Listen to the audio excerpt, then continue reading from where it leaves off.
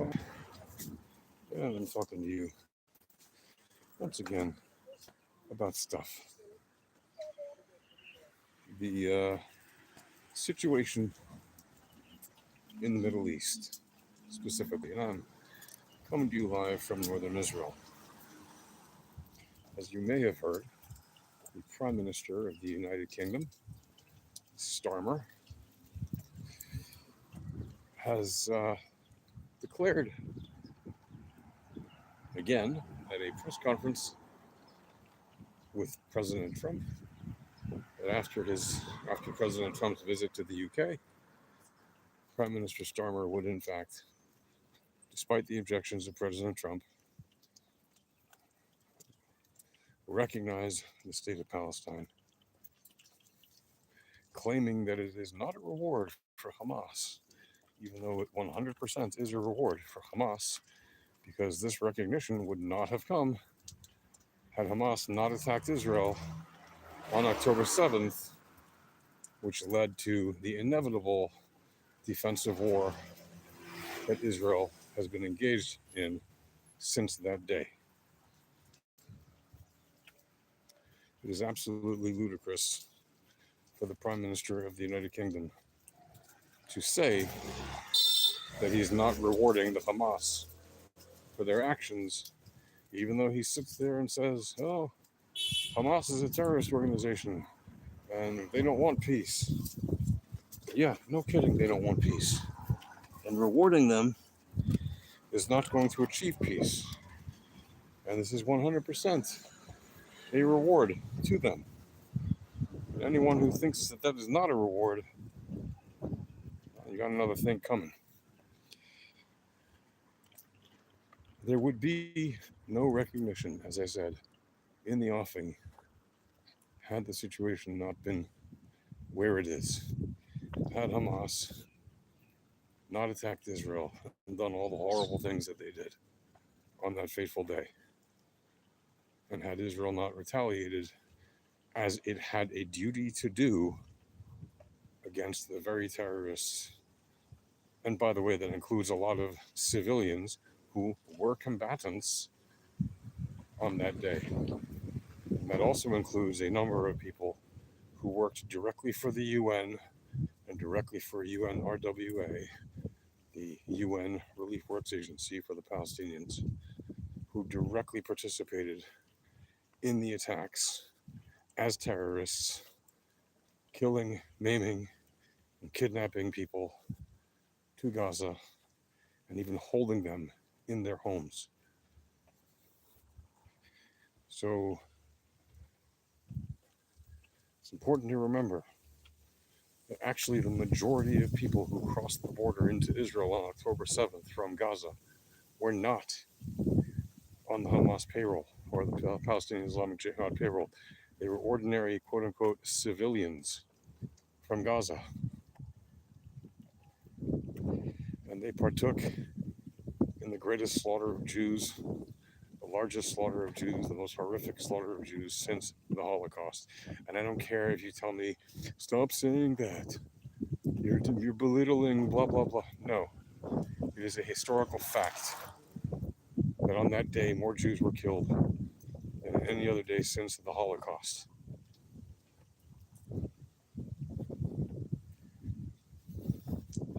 It was a horrific event. And it is not the kind of thing that we just brush away and sweep under the rug and pretend all is fine now because we've killed a bunch of Palestinians. Killing Palestinians in Gaza is not the point of the Israeli war against Gaza or the Hamas in Gaza. The point of the war is to get the hostages back and to remove Hamas from power, making sure that they can never repeat such an action again. And let's be clear, we know that even if we remove the Hamas from power, whoever follows them, unless there's some amazing turn of events, whoever follows them to take power in Gaza will likely be another terrorist group bent on destroying Israel. You need to comprehend that. if you don't understand the situation in the Middle East, you don't understand that the Hamas is just one of many groups bent on destroying Israel and killing all the Jews. You need to understand that what is happening in Gaza is that you have a population of 2 million people, the vast majority of whom are either pro-Hamas, pro some other terrorist group, and definitely not simpatico to the idea of living side by side in peace with Israel. How do we know that? Well, even before October 7th, the very people that Israel trusted from Gaza to come into Israel and earn a living working in the kibbutzim and moshavim and other villages and towns surrounding the Gaza Strip betrayed the very people who let them into their villages and towns, and they stabbed them in the back, quite literally. They were mapping out all of the safe areas, they were mapping out all of the vulnerable areas, they were mapping out all the target areas. They were doing everything they could to gather intelligence so that Hamas and its ilk and the Palestinians who followed them could enter Israel and cause as much damage as possible, killing as many people as possible, killing people as they ran to the safe rooms or as they ran to the safe spaces. The Hamas terrorists were literally waiting for them there to slaughter them because they knew exactly where to go, because the Palestinians from Gaza had betrayed them. And the people they betrayed were the people who were the most likely to be willing to share the land with the Palestinians. They were, for the most part, very left-wing, what we call left-wing in Israel, very pro-peace with the Palestinians, very pro-two-state solution with the Palestinians. They wanted the Gazans to have a better life, and so they wanted as many of them as possible to work in their towns and villages because they thought that was a great way to build bridges. And any logical person would think, yeah, that makes sense. And in fact, the government here in Israel had recently, shortly before the war, considered doubling the amount of people that they were letting into Israel to work and earn a better living than they were earning in Gaza. And when I say a better living, I mean they were on average making about 10 times as much in Israel as they could make for the same work in Gaza. So it was a significant, very significant boon economically for them to be able to work in Israel. And literally the government of Israel was in the middle of considering doubling the amount of people it would let in. Hello there. Hi. I see you. Well, it's a sunny day here in Israel. Blue skies, nice weather. Tomorrow evening is the evening, which is the beginning of the Rosh Hashanah, or New Year's holiday, on the Jewish calendar. And on that very day, today or tomorrow, whenever it is, Prime Minister Starmer of the UK is going to declare that he recognizes the state of Palestine. Could you possibly be more offensive, Prime Minister Starmer? Just short of 2 years since the war started on October 7th. And don't tell me, oh, the war started in 1948. No, I'm talking about the current war, thank you. Don't play idiot. The war that started on October 7th was almost 2 years ago. Now, in a couple of weeks, it'll be 2 years to the day as we enter the Sukkot holiday, as we exit it in about a month from now, on the 14th of October.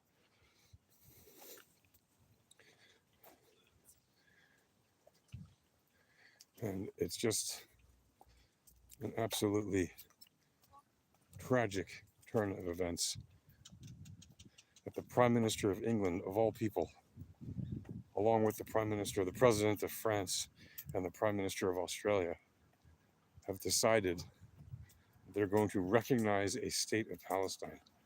at this time. They should all be ashamed of themselves. Shame and eternal shame for their actions, for supporting the actions of the terrorists. This is 100% a reward. If you think this isn't going to incentivize the terrorists to try to do what they did on October 7th again and again and again and again, you're out of your mind. This is exactly what they wanted. They wanted to bring the political leanings of the public against Israel with public PR spin. And that's what they've successfully done because of the sheer law of numbers. There's just so many of them that are pro-Palestine because of the sheer law of numbers. There are only 15 million Jews, roughly, or 18 million Jews, whatever the number is, less than 20 million Jews in the world. And yes, we have friends all over the world. But unfortunately, a vast amount of population in the world is either ignorant or hateful or both against the state of Israel and does not like Jews. And that is the bottom line. They hate Jews. They are anti-Semitic. And you can tell me, stop using that word. I'm not going to stop using that word because that's exactly what it is.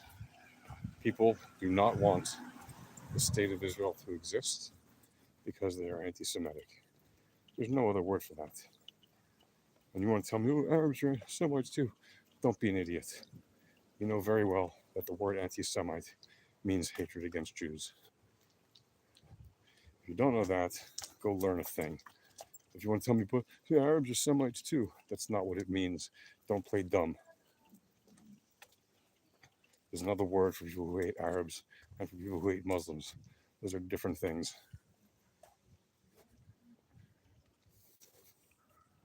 Anyway, that is the long and short of that update.